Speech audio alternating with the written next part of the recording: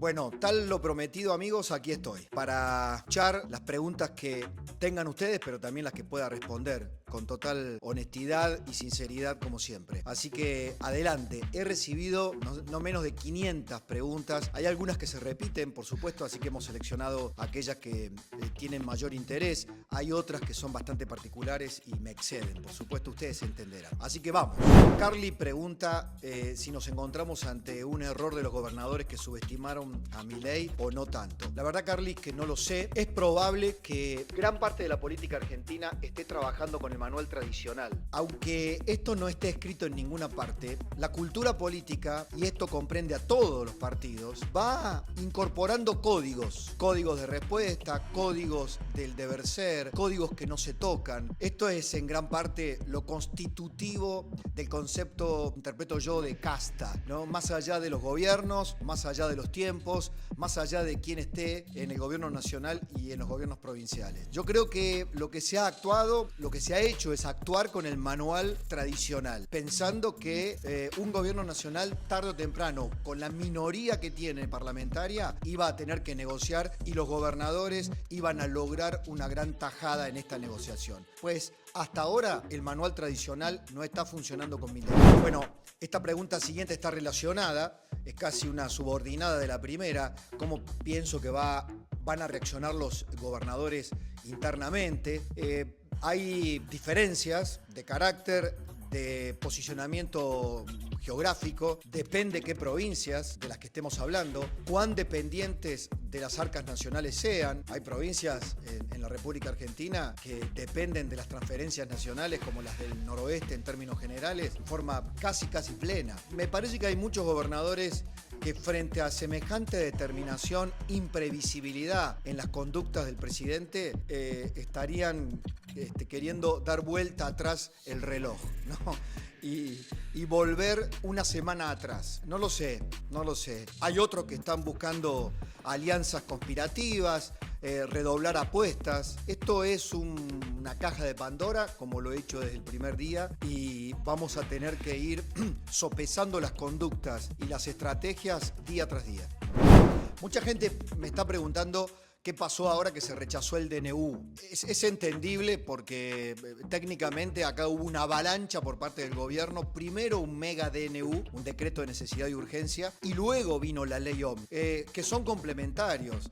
El DNU en realidad está vigente, salvo la parte laboral, que ha sido objetada por cámaras laborales y que terminará en la Corte Suprema de Justicia. Todo lo que no fue objetado judicialmente está vigente en estos momentos. La ley ómnibus es la que volvió a foja cero. Allí había desregulaciones, había cuestiones más, diría, estructurales que coyunturales. Por lo tanto, el gobierno ha dicho, por ahora no necesitamos la ley, no nos van a correr, no la vamos a volver a presentar. Hay mucho también de especulación porque hay quienes sostienen que se dividiría en tres partes, la ley ómnibus o la mega ley. Habrá que ver qué pasa con el DNU. Mientras tanto, Victoria Villarruel está frenando al kirchnerismo, que quiere una sesión especial del Senado para tratar y rechazar el DNU, tal como se hizo como en la ley OMNI. Pero son dos instrumentos distintos. Bueno, hay dos preguntas trascendentales. ¿Qué pasa si el gobierno pierde el apoyo de sus votantes? Bueno, eso se va a ir viendo con el paso de los días. Las encuestas tendrán su palabra. Es clave tener el apoyo de la masa electoral que lo votó. ¿En qué proporción? Bueno, hay ejemplos de todo tipo en Latinoamérica, en el mundo. Gobernantes que agarran países en crisis, que toman países en crisis tan profundas como la nuestra y toman decisiones muy fuertes, suelen perder en los primeros tiempos el apoyo de sus votantes. En muchos casos, si aciertan con las medidas, lo recuperan, y en otros se ven en serias dificultades. Eso es una pregunta clave, es como decir, le quitan el banquito en el cual se está sentando. Veremos, creo que es muy prematuro y hacer una especulación alrededor de esto. La política sí, lo que especula, los que claramente le han declarado la guerra al presidente, juegan el kirchnerismo, el club del helicóptero y los golpistas de manual, juegan con una asamblea legislativa, con que Milei corra la suerte de Pedro Castillo en Perú. Busquen en Google Pedro Castillo y cómo le terminó yendo si no están muy imbuidos en la política internacional. Pero fue un presidente que salió eyectado cuando se quedó prácticamente sin ningún tipo de apoyo en ninguno de los sectores de la política. No es lo que estaría ocurriendo por ahora con Javier Milei. ¿Puede gobernar por decreto? También tiene sus limitaciones. Puede hacerlo. Hay áreas determinadas de la administración pública o áreas determinadas de lo legal que no puede abordar por decreto. Necesita el paso por el Parlamento. ¿Está dispuesto a vulnerar esas reglas constitucionales, institucionales Milei? Todavía también es prematuro para decirlo. Pero que va a explorar, estoy seguro, hasta la máxima posibilidad de la gobernanza por decreto en aquello que le sea permitido, creo que eso sí va a ser factible. Lo va a hacer. Muchos me están preguntando qué opino de una consulta popular, del mecanismo de la consulta popular. Creo que ese mecanismo es muy quirúrgico para un determinado tema. No se puede gobernar plebiscitariamente, no existe esto. Y la consulta popular a la que puede acceder Javier Milei es de tipo no vinculante. Es decir, que sería preguntarle a la ciudadanía, movilizar todo lo que significa un aparato para votar, pero no necesariamente eso se tiene que traducir en una decisión institucional luego del Parlamento, por ejemplo. Sí es un acto de presión formidable, pero eso mete mucho ruido en los inversores, mete mucho ruido en todos aquellos que están observando desde el exterior si el experimento Milei puede funcionar, sí o no. Facundo me dice, hay de todo, ¿no? Y para todo. Facundo me pregunta si es cierto que no sé bailar. Creo que lo único más o menos aproximado que sé bailar es el cuarteto, Facundo. Me encanta bailar. Si sé bailar o no, bueno, eso lo dirá un jurado. Algún día o cuando nos veamos en alguna fiesta. Pero que me gusta bailar, me gusta bailar. Si la libertad avanza, me preguntan, se une al PRO. ¿Pierde la UCR o qué pasa con la UCR? Yo lo discutíamos en la televisión. Yo creo que las identidades políticas en Argentina están absolutamente distorsionadas y deben resignificarse. Hoy la Unión Cívica Radical tiene derecha, centro e izquierda. El PRO tiene una identidad, o siempre tuvo una identidad definida alrededor de Mauricio Macri, pero con la crisis del año pasado creo que se ha dividido entre un sector más moderado, más cercano a sectores socialdemócratas, centristas de la UCR, que a los sectores más liberales de derecha que representan Macri y Patricia Bullrich. Creo que debería resignificarse en la Argentina una nueva coalición que demuestren coherencias. Una coalición gobernante y una coalición opositora, sacando al kirchnerismo que tiene su propia identidad detrás de su líder, o por lo menos lo mantiene, y eso sería mucho más distinguible, sería mucho más nítido en términos de lo que se piensa. Mantener las etiquetas, las viejas etiquetas, UCR, PJ, creo que es un juego suma cero. Buena pregunta me hacen. Me gustaría saber por qué hay gente ligada a los K en puestos clave aún. Yo lo respondería sin ir más profundamente y sin pensar en arreglos políticos que desnaturalizarían esa idea de identidad que tiene Milei y tiene su gente, que se trata simplemente porque no les alcanzan los dirigentes políticos, porque no tienen con quién todavía llenar muchos puestos. Se lo pregunté a Patricia Bullrich. Mauricio Macri está echando una mirada particular sobre ello. Hay mucha gente del PRO que podría ocupar, que ya ha ocupado lugares en segundas y terceras líneas. Mientras más dure esa anomalía con cajas o sectores, microsectores del poder en manos del kirchnerismo de la cámpora, eso sí me parece que va a hacer mucho ruido entre la base electoral de Milei.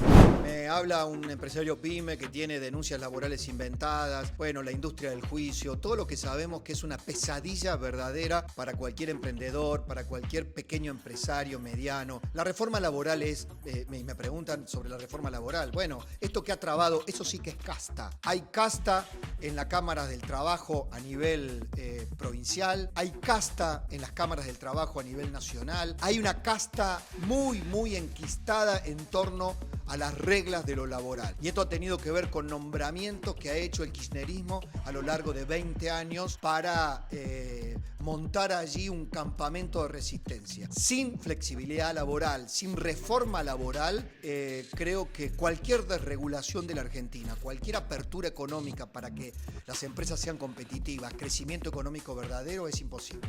¿Alguna vez se vio tanta beligerancia con algún gobierno en forma tan repentina? No, que yo sepa no. La verdad, no en estos 40 años de democracia, y esto sí también marca otro récord Milei. Pero tampoco, nobleza obliga, se ha visto un gobierno tan apabullante, tan exuberante en su decisión política, con tan poco poder político en términos de estructura, no de votos, porque votos tuvo muchísimos en el balotaje, pero con poca traducción en el Parlamento, con poca traducción en estructura política. Así que todo tiene un costado de anomalía y de récord en el gobierno de Milei. Me preguntan por qué Majul habla solo.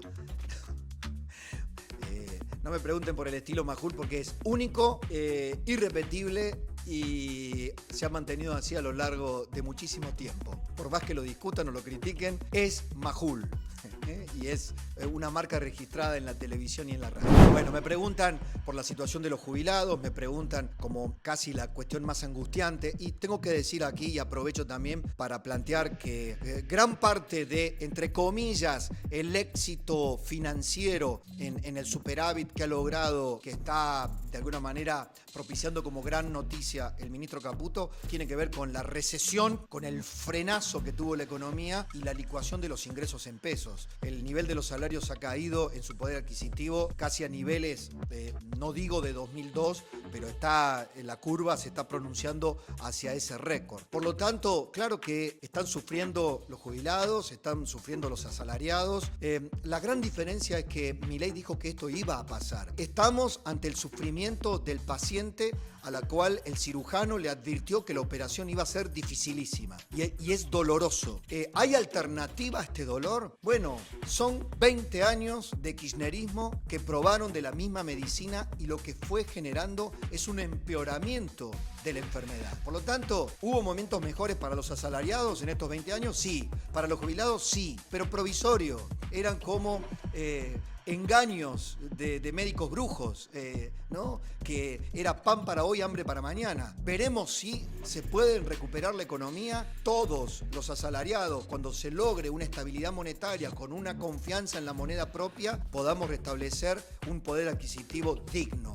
Hoy es todo lágrima. ¿Qué va a pasar con los jubilados? Lo que puedo esperar es que mientras se da la reforma, no se da la reforma de la fórmula para calcular las jubilaciones, el gobierno tenga la sensatez de no dejar caer mucho más de lo que ya ha caído el haber jubilatorio. Bueno, hay una pregunta muy interesante en base a la construcción de la identidad de La Libertad Avanza. Me preguntan por qué Victoria Villarruel tiene tan poco protagonismo político en este tiempo. Yo diría una respuesta en dos partes.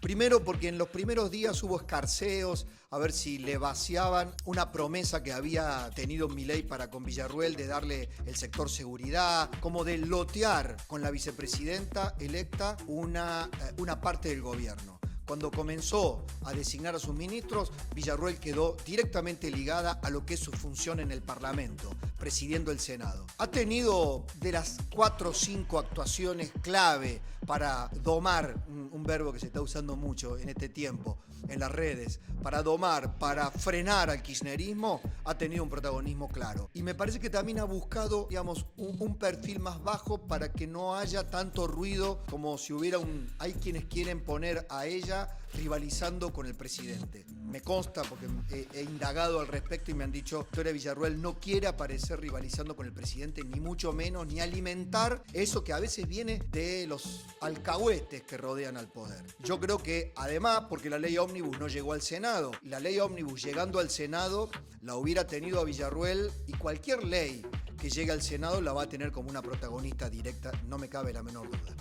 Bueno, amigos, esta es de las últimas preguntas seleccionadas, así que les agradezco de corazón. Quedaron muchas, puede ser, pero cada tanto, periódicamente, vamos a tratar de tener este ida y vuelta, más allá de la tele, más allá de la columna en la radio, porque me parece de esta manera vamos a ir alimentando nuestro Aleph y nuestro canal permanente de comunicación a través de las redes. Gracias y espero que sigan escuchando.